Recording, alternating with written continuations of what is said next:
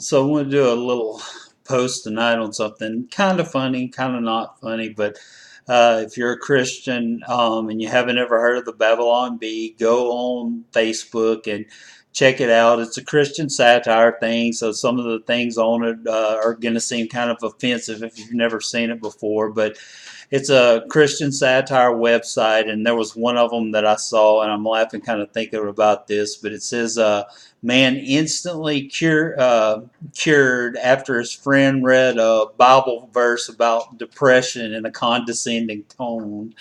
And, for somebody who's dealt with anxiety and depression, if there's one thing I can promise you over the years, I've prayed, God release me from this. I've prayed for God to release me from depression. And yeah, I saw some arguments on the page, people talking about, well, if you really believe God would heal you. Well, the one question I have about that is, what about Paul's thorn in the side? Kind of have that issue to deal with.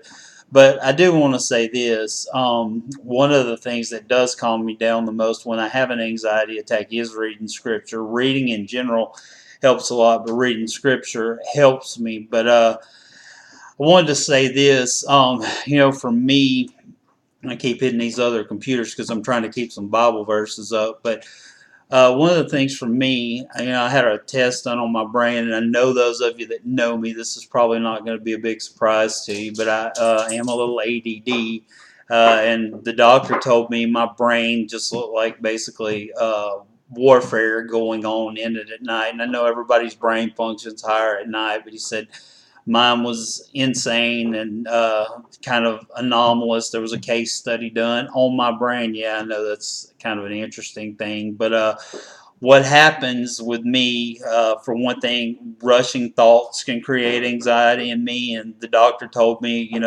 we talked, and he said I probably have double the thoughts in my quick access memory that a lot of people have.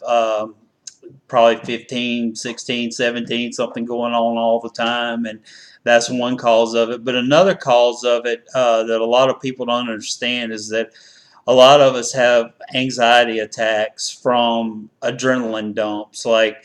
And I live in Moss Bluff, 171. If you've driven down it, it will give you an anxiety attack. There's an F-250 and F-350, a Silverado or two waiting to run over you at any given point. But traffic for me, the oddest thing is when I'm by myself in a car on a road by myself is when I have some of my worst anxiety attacks. And what happens is you dump adrenaline, your body has a fight or flight response, and there's nothing for you to do with it basically. So your throat dries out, your heart starts beating faster, all these strange things happen, your stomach cramps.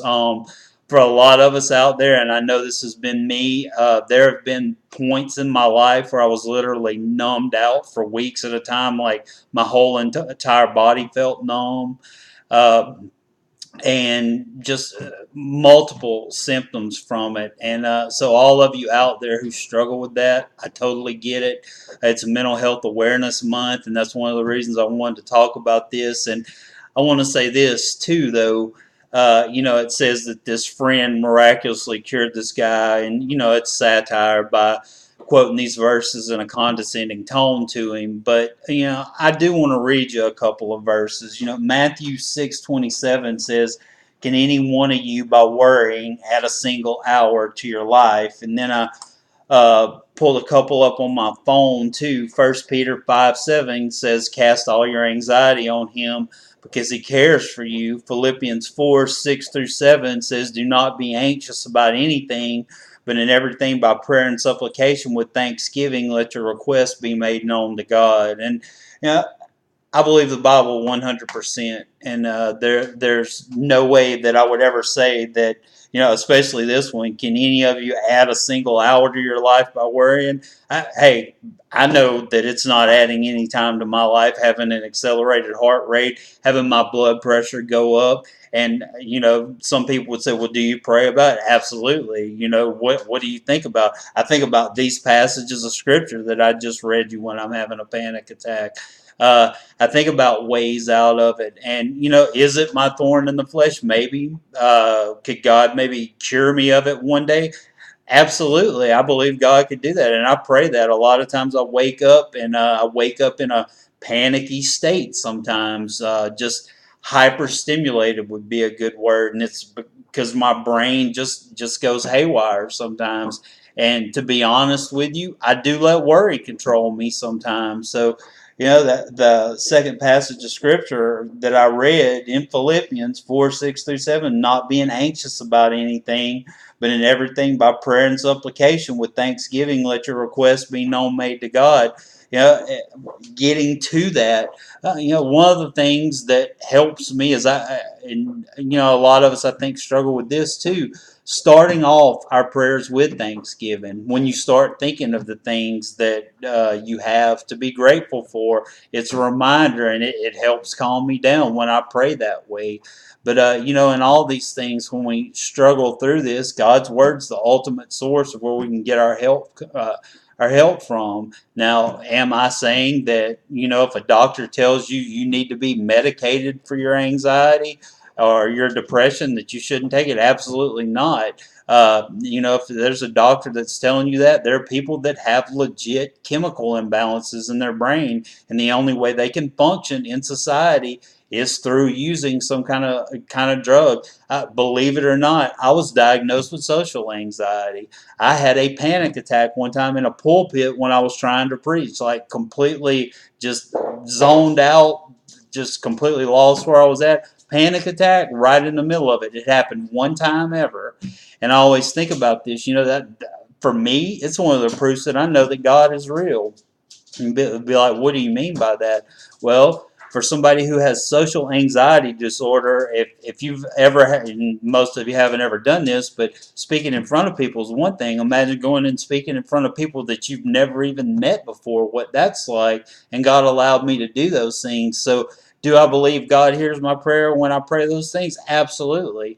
Do I believe God could heal me if it's His will? Absolutely. And that's what I pray for, that one day I wouldn't have to take anything to help me with my anxiety, that I wouldn't have panic attacks. There was a point in my life where I was having 15 to 20 panic attacks a day, found out that my thyroid was off, and that's where all that started from. So, something I think I may have said before is if you haven't had your thyroid checked and you're having tons of anxiety issues, get your thyroid checked, because there could be a very treatable thing like that causing your panic attacks. But to sum this up, the biggest thing is that when someone is hurting, you've got to deal with them with love and compassion. And telling somebody, because that whole Babylon Bee post talks about that the guy worrying was a sin. Hey, we know, those of us that are Christians that have anxiety issues, we know that worrying's sinful. Telling somebody that, I think about Job's friends. What did they tell him? The smartest things they could have done was actually probably been quiet, to the truth be told. But loving on people and just caring about them in general. And for me, having somebody talk to me in a calm, soothing voice really helps. Another thing that helped me a lot was breathing exercises. 7 seconds in, 6 seconds in, 7 seconds out. Hold it for 6 seconds, and then repeat that over and over. But the biggest thing is, if you're out there struggling with that, you're not alone. You're definitely not alone. I'd be glad to pray for you. Send me a message. I'll type you out a prayer right then and there. I believe in doing that. I'm not just going to put praying hands on Facebook and say I'm praying for you. I will type you out a prayer right then and there if you're having problems with anxiety. If you're getting a crunch, message me. If you need somebody to talk you down, message me. I promise you, I won't beat you in the head with a Bible if you call me asking for help. I might quote some scripture to you that helps me, but I would never say, hey, what you're feeling right now is a sin. You shouldn't be dealing with that. Obviously not, because I struggle with it. But I hope everybody has a good night. Hope, maybe the whole thing about the miraculous cure for it was the condescending tone that someone used to confront somebody as a sinner. I hope that made you laugh a little bit. It absolutely is okay to laugh if you're a Christian. And I got a dog in there that's upset about something. But with that, I'll sign out. Hope you have a great night.